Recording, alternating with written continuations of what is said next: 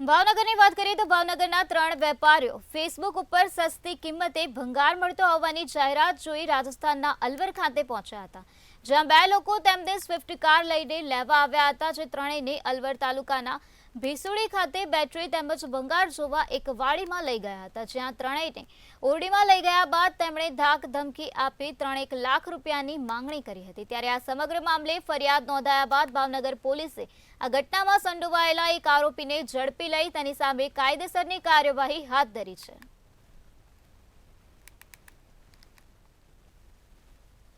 રાજસ્થાનના વિવેકભાઈ જે છે તેણે ખેરથાલ રાજસ્થાન આવવા માટે જણાવતા અહીંના જે 3 વેપારી છે જબ્બારભાઈ, ફિરોઝભાઈ અને સલીમભાઈ રાજસ્થાન જાય છે।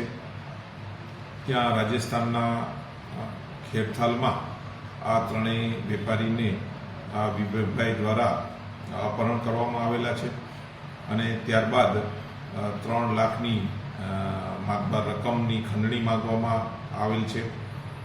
આ અનુસંધાને અત્રેના નીલમબાગ પોલીસ સ્ટેશનમાં ફરિયાદ દાખલ કરેલ છે અને રાજસ્થાનથી અફઝલ કરીને જે આરોપી જે છે તેને અહીંયા લાવી તેની અટક કરવામાં આવેલ છે।